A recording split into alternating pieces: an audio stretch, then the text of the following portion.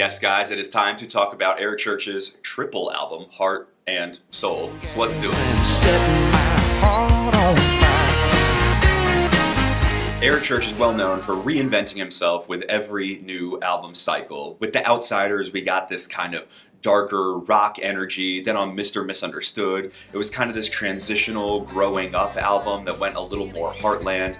Desperate Man was this searching spiritual record where he was trying to figure out who he is. But now Heart and Soul is an album era that has been being teased for like a year. Starting all the way back in early 2020, we knew that Eric had gone to North Carolina and had spent a month in what he now calls almost a manic state of creativity, where he was with writers and musicians and they were cranking out a song every single day. That was his goal, to stretch himself musically, to dive in, to write a lot of songs and really push the boundaries of what he had ever done musically. And then in June of last year, he dropped Stick That in Your Country Song. Just an in-your-face rock moment that addresses some social issues like underpaid teachers or soldiers returning from war. And it had a random bolded word on the cover and thus began what became a totally fruitless quest of us trying to figure out, are all the titles of the songs gonna spell out some kind of secret message for us? And after that came a seemingly endless onslaught of new singles. I think we've gotten 10 or 11 tracks before the release of these albums. And we also started to learn some information about what are these albums going to be. As it turned out, it's a triple album. Heart is the first one, and it's red. Soul is the last one, and it's blue. And then there's this middle fan-exclusive album called And. For the purposes of this video, because And is a fan-exclusive album, and I'm already trying to move quicker than I usually move and get out this review, I'm not going to be talking about And, so super Eric Church fans, save your pitchforks, and maybe when it's available to everyone, I will revisit it. So I'm going to go album by album, talk about Heart, then I'm going to talk about Soul, and then I'll kind of give my overall thoughts on the collection at the end. I got a bunch of stuff to say, but I didn't think I was going to win this, so thank you guys very much. Heart of the two records released really kind of takes me into an 80s rock feel.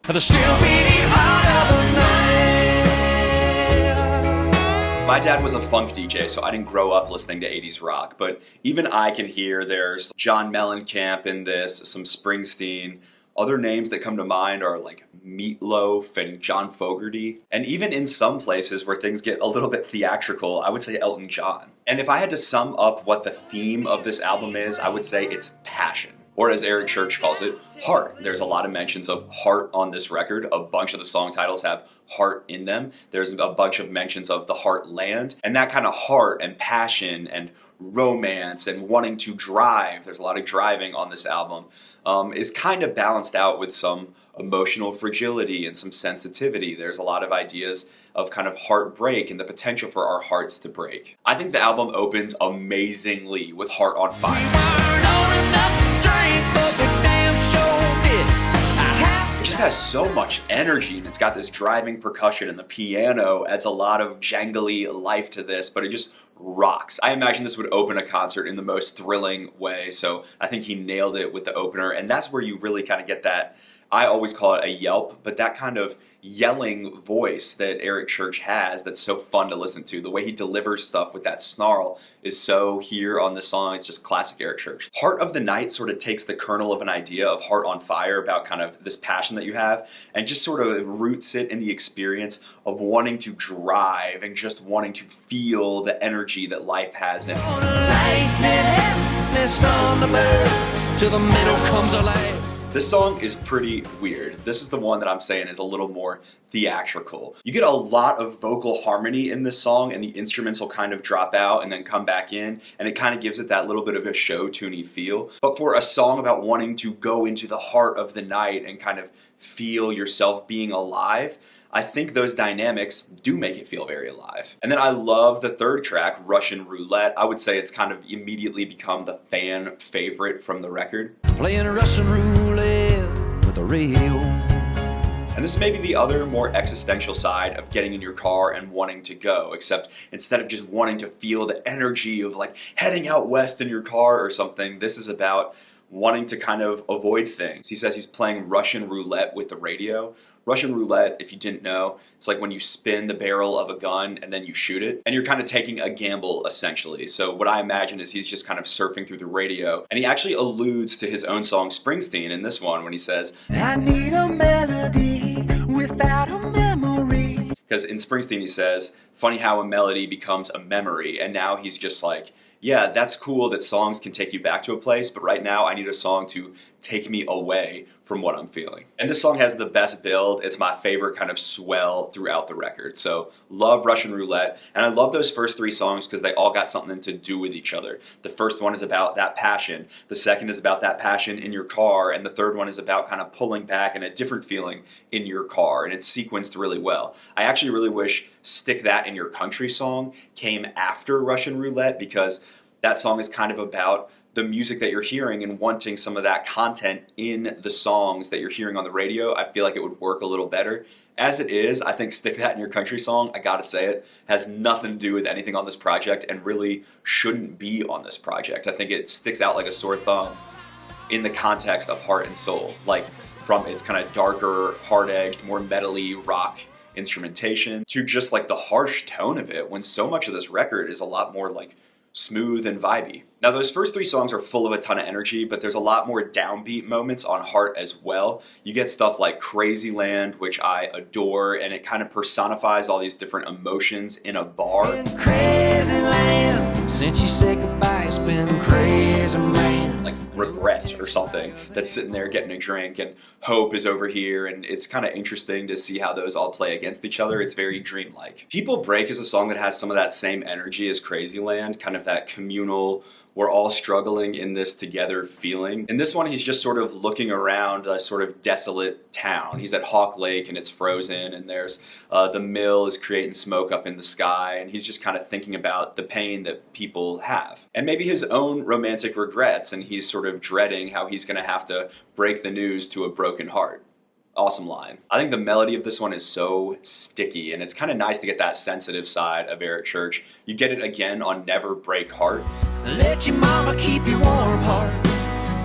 Get down in the dirt. And this is the main song on this record that really feels like it has some connection to Desperate Man and Mr. Misunderstood, because I feel like we have been on this journey with Eric of watching him become a father. And while there's nothing that feels as personal to me on this album as stuff like 3-Year-Old or Holding My Own that really just feel like, oh, this is Eric Church's story, Never Break Heart is this moment where you can feel that fatherly perspective of just looking at a kid and wanting this child to experience the world, but also just wanting them to know like they're safe, essentially. That you don't want your heart to break, but your heart's gonna break, but don't let it like be shattered fully. The last two tracks I think are super fun. I know a lot of people don't love Bunch of Nothing. It's kind of the countryest moment that you're gonna get on here. I know every hole, every creek, river, and I know how to find them fast. And it's kind of admittedly a little bit of a dumb song. He's saying, I know a whole lot about a little something something and a whole bunch of nothing about that. He's kind of heartbroken and just partying it off. And I think it's a really barn stomper of a song. You might say it doesn't make sense on the record, and I'd get that, but I think it's very fun. And then Love Shine Down, the finisher, is really what transitions us into soul, because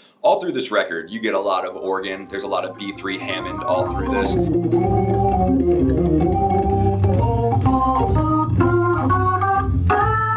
And this is the one, though, where you really start to feel those soulful vibes more away from the rock. I actually kind of wonder if this song is maybe a prequel to Knives of New Orleans. I wonder if this is like the boyfriend of the woman whose auburn hair on that faraway seawall screamed across the Pontchartrain. Because we get this verse that's like, honey, shake down your hair, shake down your auburn hair. I can smell the ocean salt in the air. Honey, shake down your hair. Or maybe she's like a ghost that's visiting him, and now her love is shining down on him. And if my interpretation is correct, maybe this means the main character of Love Shine Down was the killer, or maybe the killer was the lover of that woman, and now he's like, it's cold and dark in this sinner's heart, and so we're getting into the crazy mind of this killer. I don't know, but just go with me on that. And then we've got Soul, the other album. And if the first one was kind of 80s rock, Soul is going to be way more like 70s. You're going to feel kind of Rolling Stones-ish, even a little bit of the Bee Gees in moments. It's a lot funkier of an album overall. Sometimes it's going to take you to Muscle Shoals with all the background singers being like, ooh, ooh. He said, you know, I've got this great little studio down in muscle shows, and these cats are really greasy. Or you're gonna feel maybe like a little bit of Motown influence. So I think it's appropriately called soul. She is hell on wheels, where the road meets a rubber, a real gear jammer. I would say even more than heart, this album is really about the energy that it makes you feel. It really is kind of about taking you into that smooth, soulful place. And it feels a lot more like he's playing a character than really exposing us to his deepest thoughts. When rock and roll found me. Rock and Roll Found Me and Look Good and You Know It are both slinky and fun. I really enjoy the vibes of those. I think the album openers on both these were super solid. Break It Kinda Guy is so funky. It's kind of out there, like really out there. I don't fully know if it works. This is definitely the one that made me feel like it's the Bee Gees, but this song is about letting his eagle fly where he wants it to, which I think is such a creative way of saying like, I do what I want. And I think the lyrics of this are really descriptive of how Eric Church has approached this album. If it's not broke, I'm a break it kind of guy. I think that's very true. Like, his formula wasn't broken, and here he made this like whole funky album. Is it perfect? I don't think so, but that's kind of the idea here. If it's not broke, I'm a break it kind of guy. I want to start something new. I want to try something different. Now, my favorite track on here is actually called Where I Want to Be. That's the one that almost reminds me of Beast of Burden by the Rolling Stones. Flew to California, drove to Alabama. It's super loose. I just feel like it flows, and I love when you get to the whole kind of end section where there's talking about rolling through Kansas and dripping like molasses. We just rolling through Kansas. That just feels like super sexy. I will say Hell of a View does not. Hell of a View makes no sense on Soul the same way Stick That in Your Country song really makes no sense on Heart. I would actually throw Hell of a View over to Heart, and I would just get rid of Stick That in Your Country song. Hell of a view. But I do love Hell of a View. I feel like it's that other growing up moment that we kind of need to have continuity between this and some of Eric Church's old albums and bringing in those I am becoming a sort of tamed husband and father vibes. It's kind of the gentlest moment on the record except for the album closer, Lynyrd Skynyrd Jones. Lynyrd Skynyrd Jones, hail from Gadsden, Alabama. Which is a song about that title character, Lynyrd Skynyrd Jones, who was born out of a couple hooking up at a Lynyrd Skynyrd concert. And it's sort of this love letter to Lynyrd Skynyrd and Southern rock. You get references to Sweet Home Alabama. There's some little allusions in the lyrics to stuff like Tuesday's Gone. And if you are like me and don't know the whole discography of Lynyrd Skynyrd, you would miss this, because I missed this until I was told it, but I guess it's riffing on this song, The Ballad of Curtis Lowe, because there's this twist at the end and it's revealed that the father in this story is named Curtis Lowe. And so that's kind of this Easter egg little thing, but even if you don't know that, like me, you will still, I think, enjoy this song, which is just kind of the backstory of this birth. Now, I don't love everything on Soul. The song I was most excited about, which is Jenny, which is just a co-write by Eric Church, that's actually my least favorite thing, probably across both records. It is the main one I just want to skip. Just that song does not capture me in any way. And I kind of feel the same way about Bad Mother Trucker. It just feels like a little cheesy extra to me.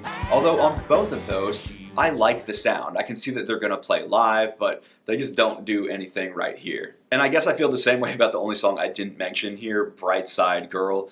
That sort of feels like the most generic love song. We're missing even just those little details that you get in other songs, like when he says Hawk Lake, you're like, oh, I'm in a place. This one has none of that. It's just sort of supposed to be sweet, but for me, it's super forgettable. But on the whole, I think this album really is a vibe, and it's really distinct and different than Heart, and I see what he was trying to do with these. And really, I think some of the shining stars on these songs are those backing singers. And I'm not just talking about Joanna Cotton, who's like his all-star background vocalist that's doing some of the high note work, then really belting at the end of the songs. You're just hearing a lot more voices, and it really gives it that Motown-y feel. All the kind of jaunty electric guitars and all that organ, as I said, it all really gives it its own feeling as an album, which I appreciate. But now, if you'll excuse me, I have to go get a haircut, and then I will sum up kind of my overall thoughts on this album experience. Oh, say, can you see? Okay, so let's talk about the overall experience of Heart and Soul. I think this album kind of is a hard one to wrap my mind around. I like almost all the songs on an individual basis, but as an album or as a double album or a triple album, even though I'm not talking about I find it less than the sum of its parts. It definitely doesn't feel as cohesive and it definitely doesn't feel as personal to me. In fact, I would say from a lyrical standpoint, this is one of the most impersonal pieces of art that Eric Church has ever made. And I think in this case, instead of letting his lyrics do the talking, he's really letting the music do the talking. And that's what I think is really cool about this set. Like, I feel like I actually got to know Eric without any words just by hearing how he wants to make these sounds and he wants to kind of pay tribute to rock and roll and to soul music. And so I think it's very commendable that he tried so many new things, but I don't think it makes for an especially cohesive album. I also, as I almost always feel with every double album, think we could have just cut a couple songs here and put this on one album and it would have been a stronger set. The ones I would knock out of here are Stick That in Your Country Song, maybe Bright Side Girl. I would get rid of Bad Mother Trucker and probably Jenny as well. And just have these tight 14 songs and we could really have that focus on like passion and love. My biggest hang up with the album is probably the marketing that has been around it. And I know that some people really hate when marketing is brought into the discussion of an album and say, hey man, just focus on the music. But in my mind, it's kind of like when you go to a restaurant and there is an ambiance that is set by the type of music that's playing when you walk in and the decor and the way that your server is dressed and the smell that hits you as soon as you walk into that kind of reception area. That is all part of your restaurant experience. And I actually think that it's probably what you're going to talk to your friends about before you mention the perfect caramelization on your seared scallop. And I just feel like the entire framing of this record was so off compared to what it is. Like I said, it feels kind of loose and sexy and free and rocking and fun. And I just think, yeah, sure, there are some sensitive moments, but there's no true, just like tragic moments on this. For the most part, it's a really joyful experience. And yet I find the framing of the album so joyless. From Stick That in Your Country Song to the really dark aesthetic and all the black that's in all of the imagery around this, to like the vaccine cover, I'm like, are we having fun here? Because this record sounds so fun. And I don't know, it's kind of hard to wrap your mind around this as an era when all of the imagery you're getting is a lot more serious and glum, or it's all kind of like behind the scenes, capturing the kind of manic creativity of going into this record. Like, I almost want to see him in more like a Bruno Mars aesthetic, smiling and happy, because this record feels like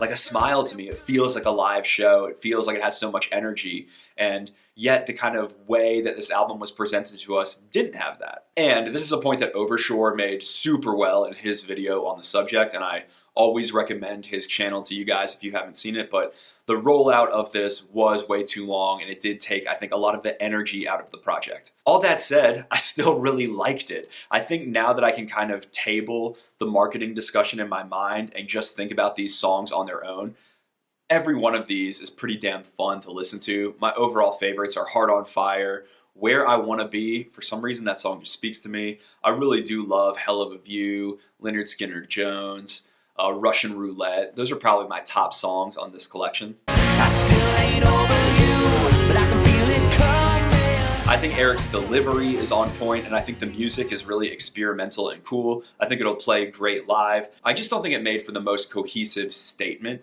And that was the other thing that I kind of think I went into this record with that expectation of, and maybe I'm a victim of my own expectations. It just really felt like this record was going to be more of a statement based on Eric's passion for it. And I think it's a musical statement more than it is a lyrical statement. And I'm probably always going to be a little bit the type of person that cares more about the lyrics. Still, they're not bad. I mean, you got Casey Beathard in this mix, and Luke Dick, and Luke Laird, and a bunch of, Eric's main co-writers that he's often working with. And so you get some great songs. A few comments from the Country Music Stuff subreddit on the individual threads on Heart and Soul. RZM7 says, "A Bunch of Nothing is a top tier Chief song. I want a whole album like that." Next highest voted is Russian Roulette is fantastic. Wow, from FSU fan. And then Danny Melito echoed that and says, "Was worried the best stuff was already released? Absolutely not. Russian Roulette, easily top 5 of everything we've gotten so far. Heart of the Night and People Break are also amazing. Fantastic album, cannot wait for more." On the Soul thread, the top comment is from Uber Patriot. It says, "Break It Kinda Guy has massively grown on me. Heard it when he first released it, and it was a solid meh. Now I think it's a jam." And I've had a similar reaction. I thought it was a big mess, and now I still think it's kind of a mess, but I kind of like it. If it's not broke, I'm a break it kind of guy. Danny Melito's here too. He says, it's hard to compare to Heart. They're so completely different. Hell of a View remains my favorite of the whole project. Brightside Girl is a standout. Groovy album for sure. I feel like rock and roll will really grow on me. Yeah, maybe this album is how rock and roll found you. And groovy is a great word to describe that. I wish I had said it in my review. Christmas Tree 47 says, as someone who loves Eric Church but dislikes when he sings in that really high voice, these albums have been pretty meh for me.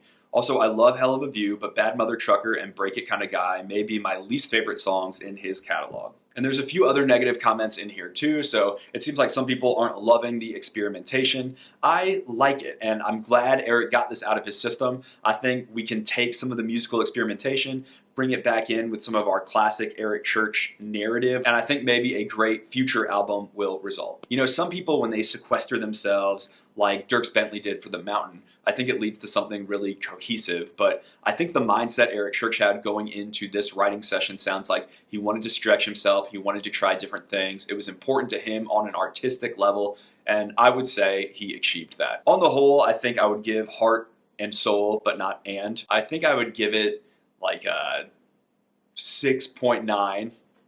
That feels naughty. So let's just call it a 7 out of 10. I feel like that's kind of my cop-out grade that I give things when I'm a little unclear on something, but a lot of the songs here on just a musical basis, man, they're like 9 out of 10, super thrilling. But just somehow this album left me wanting, I don't know what, but it didn't fulfill me the way I was wanting it to. But I love the guy, and y'all know that, and I feel like I'm hedging at this point. So just let me know what you think of these albums, and let me know how you think they fit into Eric's career, and I'll be back with a bunch more stuff very soon. In the meantime, go listen to that Tristan Merez record. I freaking love it. All right, y'all. Peace.